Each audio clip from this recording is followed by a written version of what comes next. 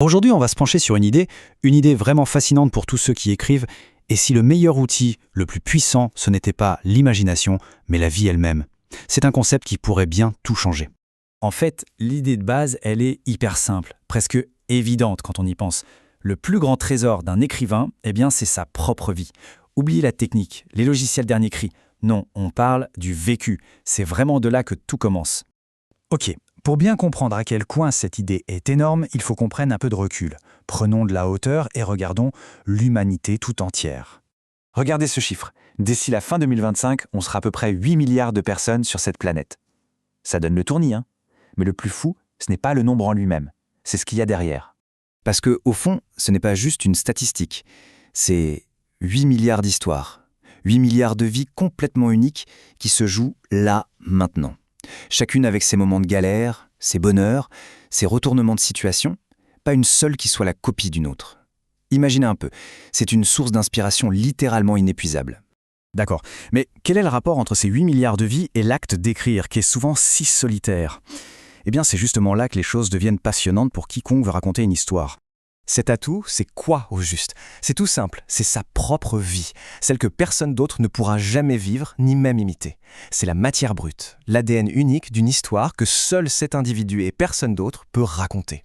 Et le truc génial avec cet atout, c'est qu'il est inépuisable. Son influence, elle dure toute la vie. Chaque nouvelle expérience, qu'elle soit bonne ou mauvaise, un échec, une victoire, tout ça vient nourrir ce capital d'histoire. C'est une source qui ne s'arrête jamais de couler, vraiment, jusqu'au bout.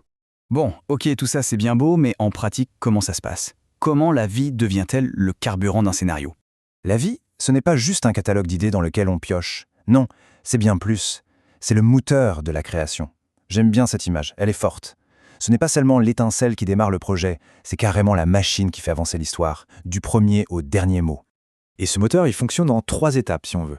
D'abord, il y a la motivation. C'est le vécu qui va déterminer pourquoi on raconte cette histoire-là et pas une autre. Ensuite, il y a la méthode. C'est notre personnalité, notre parcours qui va dicter comment on va la raconter. Et pour finir, il y a la substance. Ce sont les expériences qui donnent à l'histoire sa profondeur, son authenticité. Mais attention, l'influence de la vie ne s'arrête pas à l'histoire qu'on écrit, ça va beaucoup, beaucoup plus loin. En fait, la vie, elle sculpte l'écrivain lui-même. Imaginez que notre vie, c'est la fondation d'une maison. C'est sur cette base que tout le reste se construit. La perspective d'écrivain, c'est-à-dire la façon unique de voir le monde, les valeurs, ce qui nous touche, ce qui nous révolte, et puis ce qu'on pourrait appeler la carrure de l'écrivain. Tout ça, ça vient directement du vécu. Donc on le voit bien, la vie, ce n'est pas juste une mine où on va chercher des anecdotes sympas pour ses histoires.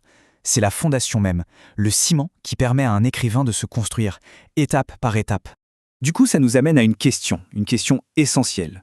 Si la vie est à ce point au centre de tout, qu'est-ce qu'un écrivain doit faire en tout premier lieu pour espérer bien écrire ? Et la réponse, elle est hyper claire. C'est même un prérequis non négociable, il faut se connaître soi-même. Avant même de taper le premier mot sur le clavier, l'étape la plus importante, c'est d'être honnête avec soi-même. De se regarder en face et de se demander quelles sont mes forces, mes faiblesses, mes obsessions. Parce que, qu'on le veuille ou non, tout ça va déteindre sur l'histoire. C'est inévitable. Et les conséquences sont radicales. Soit on est lucide, on se connaît, et on a une chance de maîtriser son récit et de le mener au succès, soit on s'ignore, et là on prend le risque de voir son histoire s'écrouler complètement, plombée par des contradictions qu'on n'a pas vues venir. C'est presque une question de survie en tant que créateur. Alors, pour finir, on va retourner la question. Parce que cet atout, cette source d'histoire, tout le monde en possède une. La vraie question, ce n'est donc pas si on a une histoire à raconter, mais plutôt laquelle ? Quelle est cette histoire unique, cachée au plus profond de chaque vie ? Finalement, c'est peut-être par là que tout commence vraiment.